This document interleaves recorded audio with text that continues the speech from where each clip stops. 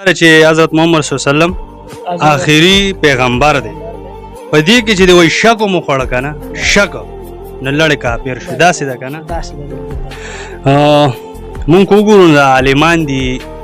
په منبر باندې ځای په ځای بیانونو کې دا ختم نبوت ټکی ډېر استعمالوي کنه نو د دې ته اندازه شته د اندازه او دا ده لکه مطلب ته د دا چې لکه محمد صلی الله علیه وسلم چې کوم زموږ آخري نبی و هغې نه پس د نبیانو کومه سلسله وه ختمه شوه په دې وجه دې ته ختم نبوت ویلی شي ډېر راته وایي ته چې چا سره کښېنې نو لومبی ته د غسل تپوس کې نو مسله خو لومبی د غسل ضروره چې پاک نو مونځ به دې هم کېږي ذکر به دې هم کېږي هر څه به چې کوم دی نو کېږي د حضرت محمد صلی الله علیه وسلم د والد صاحب څه نوم عبدالله ماشاءالله دا مې زیه دی د مانه د مخکې کې زه په چوټۍ باندې رالم کلي ته د مانه ورته تپوس وکړو چې تک هلته کې تاسو سره هندوان شته ما ورته ویاو شته نو هغوی په الټراس خوراک کوي ما ورته ویاو نو د هغوی لکۍ شته ما ورته نه لکۍ خو سره نه ولې نو ما په الټراس خوراک کوي ما ته خپل بابا وي چې په الټراس خوراک مه کوئ په الټراس هندوان خوراک کوي د هغوی لکۍ کېږي وګوره ورته دا د ښه مشرانو ښه مور پلار همدغه تربیت یو څه مونږ اکثر بچو ته و بو دی هلکه نو بو خو زموږ نه دی چې بو څه شی دی خو هغه ماشومان لړکې بس هغه یو خوب یو یره اچولی چې بای دا کار دا ګورې غلط دی دا راته ووایه چې دا ساعت ډېر ملګري پروګرام ګوري که نه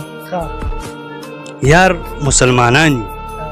چاته د غسل د فرض پته نشته دا ورته لږ واضح که غسل کې درې فرض دي ماشاءالله کم کم دي لومبی خو نیت کول دي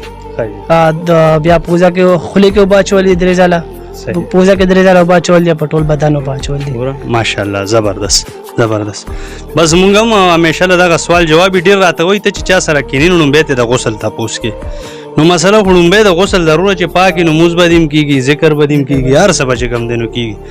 ښه بله خبره دا ده چې د حضرت محمد صلی الله علیه وسلم د والد صاحب څه نوم عبدالله ماشاءالله زبردست زبردست مونږ وګورو د عالمان دي په منبر باندې ځای په ځای بیانونو کې دا ختم نبوت ټکی ډېر استعمالوي که نه نو د دې ته اندازه شته د اندازه او دا ده لکه مطلب ته د دا چې لکه محمد صلی الله علیه وسلم چې کوم زموږ آخري نبی و هغې نه پس د نبیانو کومه سلسله وه ختمه شوه په دې وجه دې ته ختم نبوت ویلی شي چې حضرت محمد صلی الله علیه وسلم آخري پیغمبر دی په دې کې چې د وای شک مو خوړه که نه شک نه لړ کافر شو داسې ده که نه داسې ده تیز وایه چې چاچوګان واوري الله اکبر الله اکبر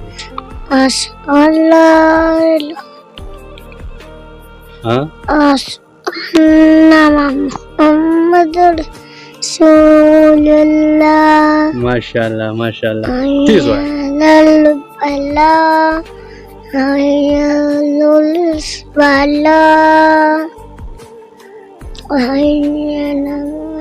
الله ماشاءالله ورپسې قدرمنو تاسو به اورېدلی چې لږ معمولي به یې مخکې رستو کړی خو زما د دې پروګرام مطلب دا دی چې د دوی مور پلار د دوی کورنۍ داسې معلومیږي چې بچو له څه ناسه دیني تربیت ورکوي که ډېر نه څه ناسه وله ورکوي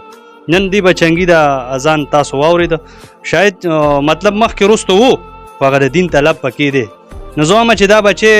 رالویږي نو څه ناسه دین به یې زده کړي نو دا بچی به کامیابي که نه مونږ دنیایي منډه ترړه ورته ښو دنیایي کارونه ورته ښو دین